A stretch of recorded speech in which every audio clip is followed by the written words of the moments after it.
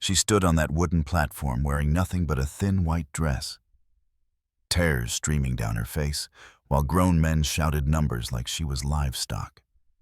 But this wasn't some nightmare. This was Tuesday afternoon in Millfield, Kansas, and 19-year-old Cordelia May was about to be sold to the highest bidder.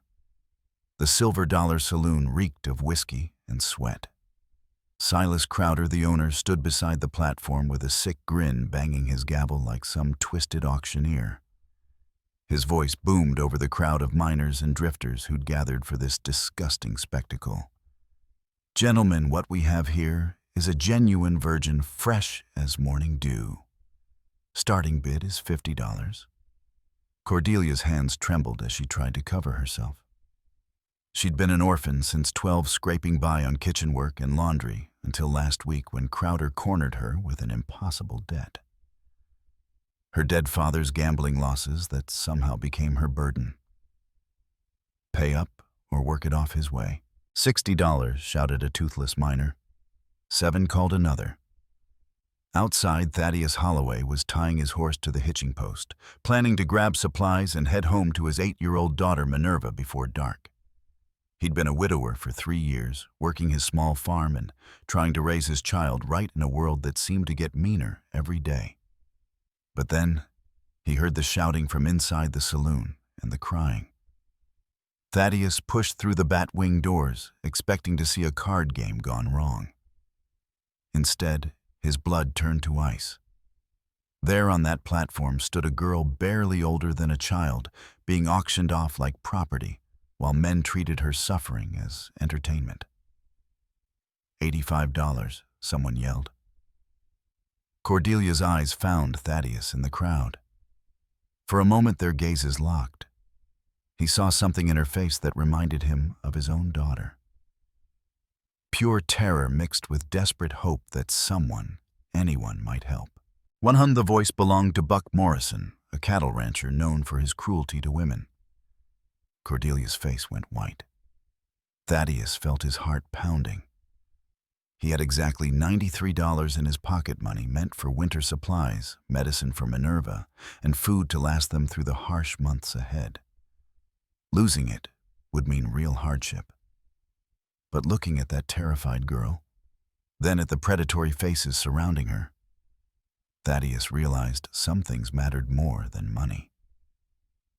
$200, every head in the saloon turned. Thaddeus stepped forward, his voice steady despite his racing pulse. The crowd murmured in shock. $200 was more than most men made in 6 months. Silas Crowder's eyes lit up with greed. Well, do I hear $210? The room fell silent. Buck Morrison glared at Thaddeus, his hand moving to his gun. "You sure you want to make an enemy today, farmer?"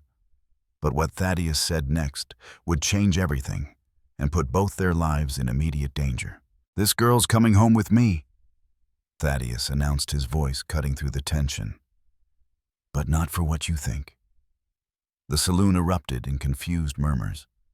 Silas Crowder banged his gavel, eager to close the deal before anyone changed their mind. "Sold to the gentleman farmer for $200. Buck Morrison's face twisted with rage. Nobody outbid Buck Morrison. Nobody humiliated him in front of half the town. His hand stayed near his Colt .45 as he watched Thaddeus count out bills with steady fingers. Cordelia couldn't believe what was happening. She'd prayed for rescue, but rescue usually came with its own price. Men didn't spend that kind of money without expecting something in return. Her whole body shook as she climbed down from the platform. Thaddeus approached her carefully, like she was a wounded animal. "Miss, I need you to know something right now. You're safe. I have a daughter your age. And I couldn't stand by and watch this happen." You're not going to," Cordelia whispered, unable to finish the sentence. "No, ma'am. We're walking out of here, and you're coming to my farm where you'll have food, shelter, and respect." Nothing more expected for the first time in days. Cordelia felt like she could breathe, but that relief lasted exactly 30 seconds. Buck Morrison stepped between them and the door. Hold on there, farmer. Nobody spends $200 on charity. What's your real game here? No game, just doing what's right. Right, Buck spat. Boy, you just made the biggest mistake of your life. That girl owes Crowder money, which means she owes me money. I got a prior claim. Thaddeus felt ice in his veins. What prior claim? Silas Crowder suddenly looked nervous. Now, Buck, we had a deal. Fair auction, fair sale. Fair Buck's voice rose dangerously. You didn't tell Farmer Boy here about our arrangement, did you? Crowder, about how I already paid you $50 last week for first rights to this little dove. The crowd started backing toward the walls. When Buck Morrison got angry, people tended to get shot. Cordelia grabbed Thaddeus's arm. Please, just leave me. Don't get killed over someone like me. But Thaddeus had already noticed something that made his stomach drop. 3 of Buck's men had quietly positioned themselves near the exit. 2 more flanked the bar. They weren't just dealing with one angry rancher. They were surrounded. You got 2 choices, Farmer Buck said, drawing his gun halfway. Walk away and leave the girl, or try to leave with her and see what happens. Thaddeus looked at Cordelia's terrified face, then at his own hands that had never drawn a gun, in anger hands better suited to plowing fields than gunfights. He thought of Minerva waiting at home needing her father. The smart choice was obvious, but sometimes doing right means doing stupid. We're leaving together, Thaddeus said quietly, placing himself between Cordelia and Buck's gun. And if you want to stop us, you'll have to shoot an unarmed man in front of 20 witnesses. Buck's eyes narrowed. You think I won't? I think you're mean, but you're not stupid. Sheriff Palmer's office is right across the street. You gunned down an innocent farmer. You'll hang before sundown. The standoff stretched like pulled wire. Every man in the saloon held his breath, waiting to see who would blink first. Cordelia pressed closer to Thaddeus, feeling the tremor in his hands, despite his steady voice. Then Buck started laughing, a cold, ugly sound that made everyone's skin crawl. You're right, farmer. I ain't stupid, which is why I ain't gonna shoot you here. He holstered his gun with deliberate slowness. But Millfield's a small town. Roads get mighty dangerous after dark. Accidents happen all the time. Thaddeus felt his throat tighten. Buck was letting them leave, but only so he could hunt them down outside town limits where there'd be no witnesses. Smart man would take his loss and ride on. Thaddeus replied. Smart man wouldn't have started this fight.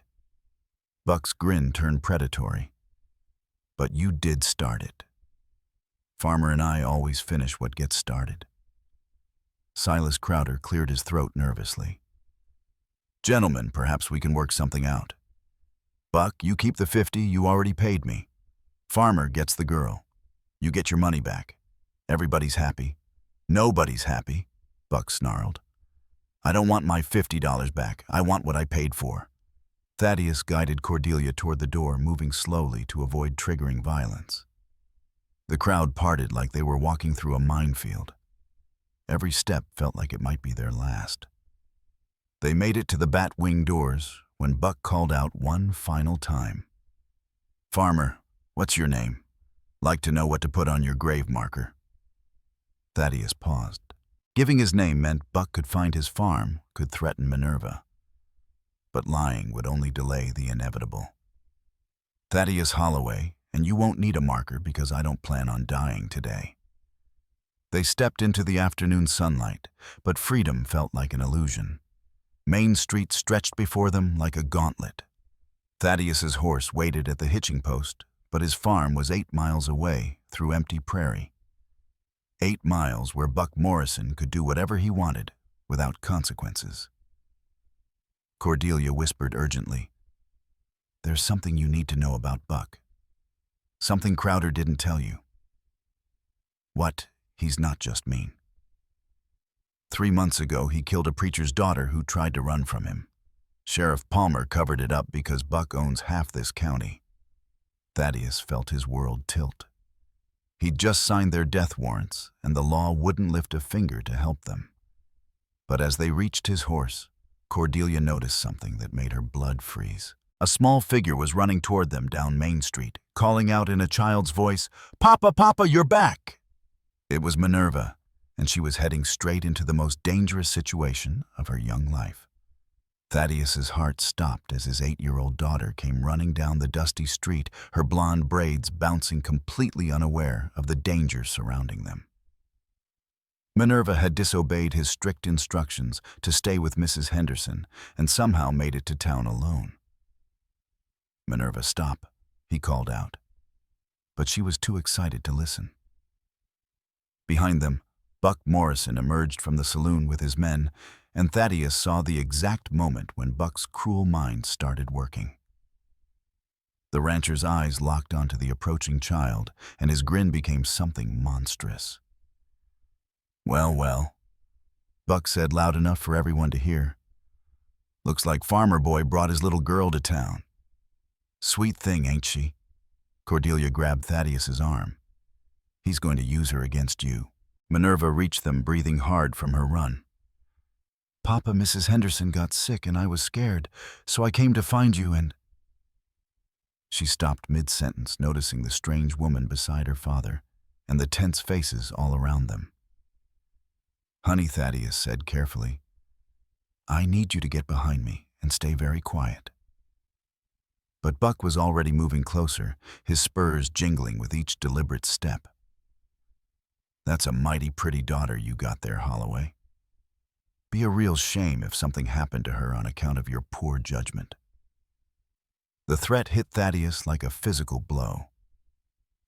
This wasn't just about him and Cordelia anymore. Buck had just made it clear that Minerva was now part of this deadly game. "You touch one hair on her head," Thaddeus started. "You'll what?" Buck interrupted. "Fight me. You ain't even armed, farmer, but I tell you what I'm gonna do. I'm gonna give you one last chance to be smart. Leave the girl here with me and walk away. Your daughter goes home safe. You go home safe. Everybody's happy. Leave Cordelia with you, you mean?" "That's exactly what I mean." Thaddeus felt the impossible weight of the choice crushing down on him. Save Cordelia and risk his daughter's life, or sacrifice Cordelia to protect Minerva. Either decision would destroy something inside him.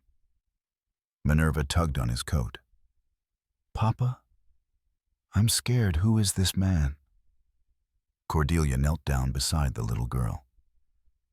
"Honey, my name's Cordelia. Your papa's trying to help me, but it's gotten complicated. Are you in trouble?" "Yes, sweetheart, bad trouble." Minerva looked up at her father with those trusting blue eyes that reminded him so much of her mother. "Papa always helps people in trouble. Mama taught him that." The innocence in her voice made Thaddeus's chest tight. His wife Sarah had indeed taught him to stand up for those who couldn't defend themselves. But Sarah had never faced Buck Morrison. Buck stepped closer, his patience clearly running out. "Time's up, farmer." "What's it gonna be?" "If you were Thaddeus, what would you do? Sacrifice an innocent girl to save your own daughter, or risk everything to protect them both? Tell me in the comments. I need to know which side you'd choose. Because what Thaddeus decided next would either make him a hero or get them all killed. Thaddeus looked at his daughter, then at Cordelia, then at the crowd of onlookers who were watching this drama unfold like it was entertainment. In that moment, he realized something that changed everything. "You're right, Buck. I'm not armed." Thaddeus' voice carried a strange calm. "But you're wrong about one thing." "Yeah." "What's that? You think this is just between you and me? But look around."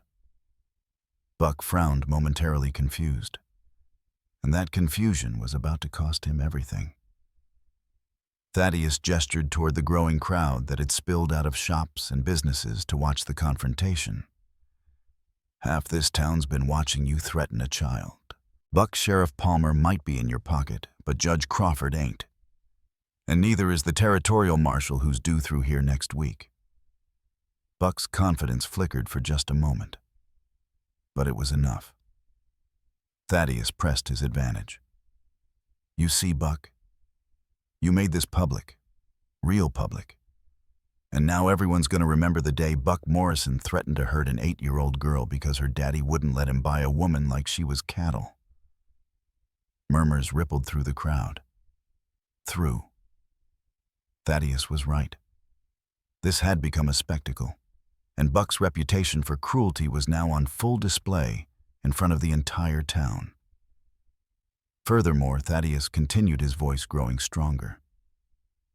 That woman you're so desperate to claim she's got family coming to look for her. Cordelia, tell him about your brother. Cordelia caught on immediately. My brother James rides with the Pinkertons. He'll be here within the week, and he don't take kindly to men who hurt his sister. It was a complete lie. But Buck didn't know that. The Pinkerton Detective Agency was feared throughout the West, and even Buck Morrison didn't want that kind of trouble. Buck's face reddened with rage and frustration. His perfect plan was unraveling in front of everyone. You think you're real clever, don't you, Farmer? I think I'm real tired of this conversation, Thaddeus replied. Minerva, Cordelia, get on the horse. But as they moved toward the hitching post, Buck made a desperate play. Tommy Jake blocked their path. 2 of Buck's men stepped forward, hands on their guns. The crowd gasped and started backing away. This was about to turn into a bloodbath on Main Street. That's when an unexpected voice cut through the tension. I wouldn't do that if I were you boys. Everyone turned to see Doc Whitman emerging from his office across the street. But he wasn't alone. Behind him came Reverend Mills' shopkeeper Harold Chen and 6 other townsmen, all armed. Doc Whitman adjusted his spectacles and addressed Buck directly. Morrison, we've had enough of your bullying in our town.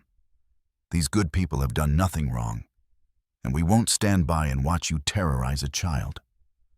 Buck looked around wildly. Suddenly his 5 men seemed awfully outnumbered. The crowd that had been passive observers was now clearly taking sides, and they weren't taking his. This ain't over, Buck snarled. Yes, it is, Doc Whitman said firmly.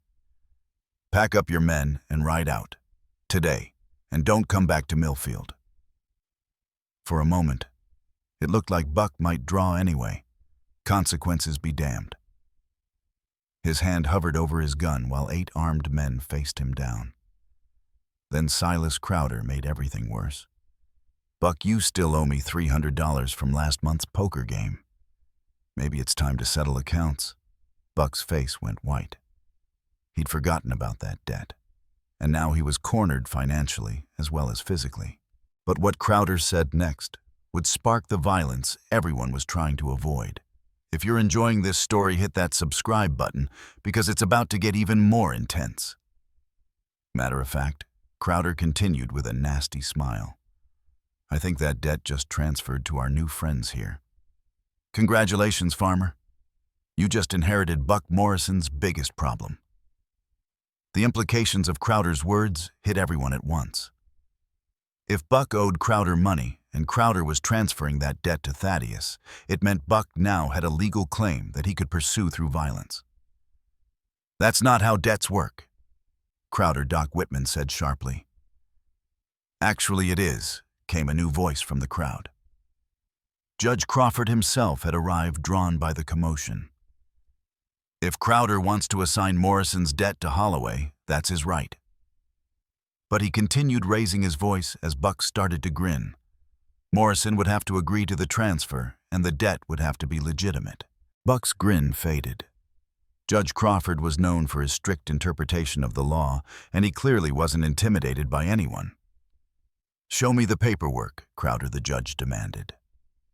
Silas Crowder's face went pale. There was no paperwork because the poker debt was actually fictional, a desperate attempt to create leverage.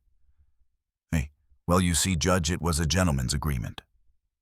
No paperwork means no legal debt, Crawford announced. Morrison, you and your men have exactly 10 minutes to leave town before I charge you with disturbing the peace and threatening children." Buck's last card had been played and lost. His men were already backing toward their horses, clearly eager to avoid a shooting war with half the town. But Buck Morrison had never been one to accept defeat gracefully. "This ain't over, Holloway," he spat, "not by a long shot. You cost me money, you cost me face, and you made me look like a fool.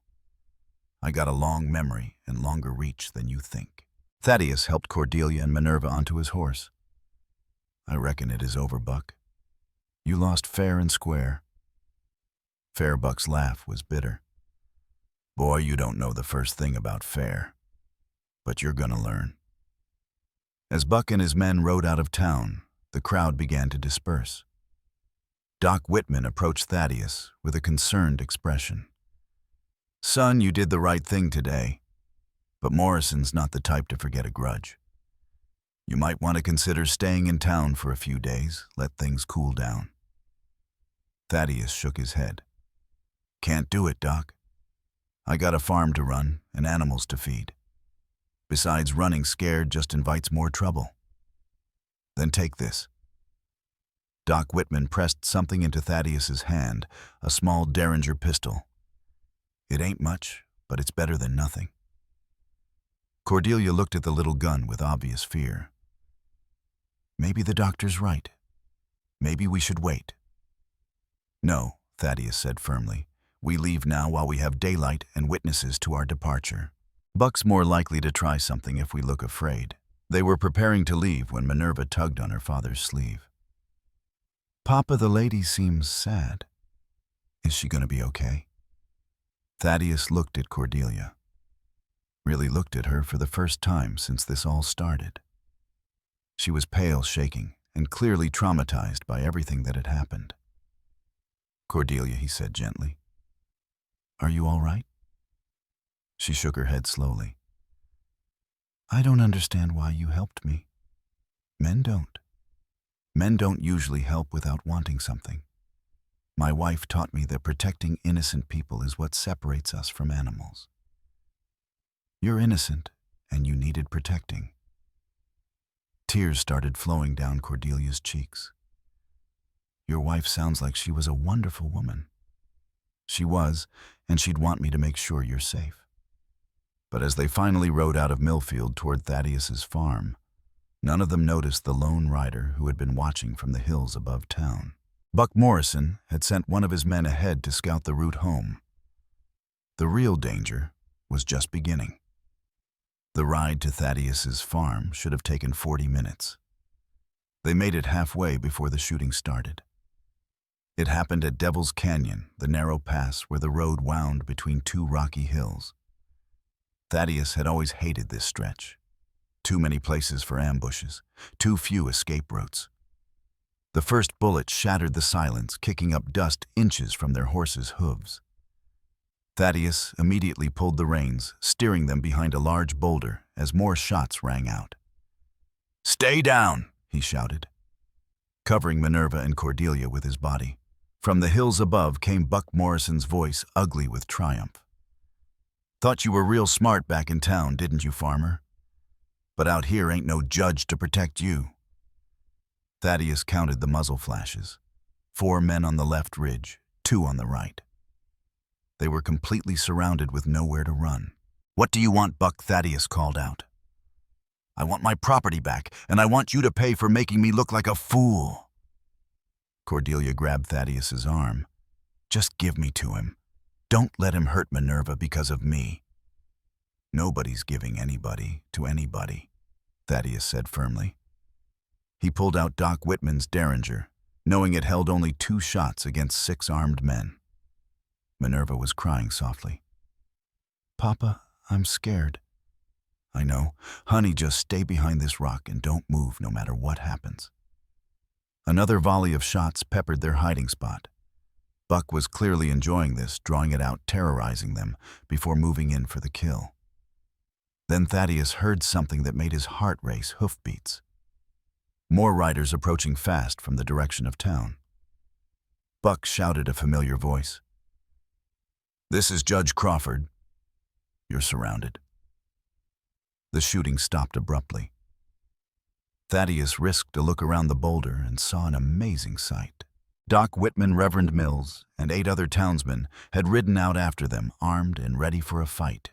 "You got no authority out here, Crawford," Buck yelled back. "I got all the authority I need. You're threatening innocent people in my jurisdiction. Your jurisdiction ends at the town limits, not when I'm pursuing criminals who disturb the peace in my town." For several tense minutes, the two groups faced off across the canyon. Buck's 6 men against Crawford's 9. The odds had shifted dramatically. Then Cordelia did something that shocked everyone. She stood up from behind the boulder, fully exposing herself to Buck's guns. "Buck Morrison," she called out in a voice that carried clearly across the canyon. "I got something to tell you about Silas Crowder that's going to change everything." "Cordelia, get down." Thaddeus hissed, but she ignored him, her voice growing stronger. "Buck, you want to know why Crowder was so eager to auction me off? You want to know the real reason he set this whole thing up?" Buck's curiosity got the better of his anger. "What are you talking about, girl?" "Crowder's been stealing from you for months, that poker debt he mentioned. He made it up because he's been skimming from your cattle sales. I kept his books. I know where he hides the money." The silence that followed was deafening. Then Buck's voice came back, but now it was directed at his men. "Boys, I think we've been shooting at the wrong people." Buck Morrison rode down from the ridge, his gun still drawn, but no longer pointed at them. His face showed the dangerous calculation of a man whose anger had found a new target. "You saying Crowder's been stealing from me?" Buck demanded. Cordelia nodded, her hands trembling, but her voice steady. 3 months I worked in that saloon, keeping his ledgers. Every cattle deal you made, every sale, every transaction. Crowder took 20% off the top and doctored the books to hide it. Where's the money? Hidden in a false bottom of his office safe. Has to be close to $2,000 by now. Buck's eyes went cold as the winter. $2,000 was serious money. Enough to buy a small ranch or pay a dozen men's wages for a year. If Cordelia was telling the truth, Crowder had been stealing his future. Judge Crawford rode closer, keeping his rifle ready. "Morrison, this doesn't change what you did here today. Attempted murder is still attempted murder." But Buck was already backing away. "Judge, I think we got a misunderstanding here. I was just trying to recover stolen property. My money that Crowder stole." "By shooting at innocent people, warning shots," Buck said with a straight face. "Just trying to get their attention." Thaddeus knew Buck was lying. But he also knew the man was looking for a way out that didn't involve more gunfight. Smart men took the exits they were offered. "So we're done here?" Thaddeus asked carefully. Buck looked at Cordelia one more time. And for a moment, his old hunger flickered in his eyes. Then the practical side of his nature won out. "Girl, you come testify about Crowder's thievery, and we're square. You helped me recover my stolen money. I'll forget about our other business." Cordelia nodded quickly. "I'll tell Judge Crawford everything I know." "Good enough." Buck turned his horse toward town. "Boys, we got a saloon keeper to visit." As Buck and his men rode away, Thaddeus finally allowed himself to breathe. The immediate danger was over, but he knew Cordelia had just made herself a very valuable witness, and potentially a target for Crowder. Judge Crawford approached them with a relieved expression. "That was quick thinking, young lady.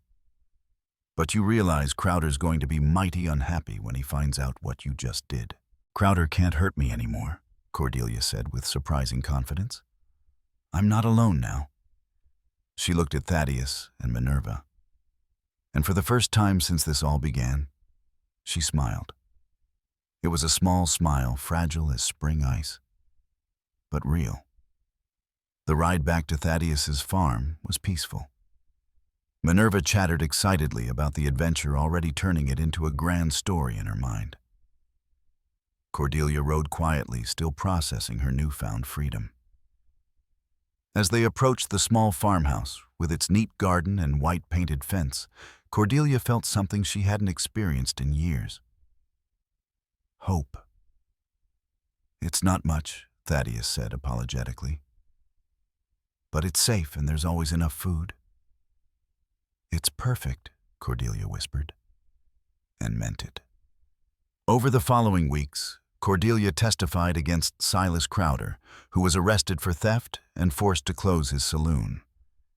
Buck Morrison surprisingly kept his word and left her alone. Apparently satisfied with recovering his stolen money and seeing Crowder ruined, Cordelia found her place on the farm, helping with cooking, mending, and teaching Minerva to read. Thaddeus discovered that having another adult around made the hard work of farming easier and the quiet evenings less lonely. They never spoke of love, but it grew between them like wildflowers. Quietly, naturally, without forcing. 1 year later, when Reverend Mills married them in the little church in Millfield, the whole town came to celebrate. Even Judge Crawford attended, commenting that it was nice to see a story that started with such ugliness and with such beauty. Sometimes doing the right thing costs everything. But sometimes, if you're very lucky, it gives you everything you never knew you needed. If you enjoyed this story and want to see more tales of courage, redemption, and the untamed American West, make sure to subscribe to our channel. We've got many more stories that will take you back to a time when honor meant everything and a man's word was his bond. Now click on the video on the screen to hear a story even better than this one, with a twist so powerful you won't forget it anytime soon. Click on the video now.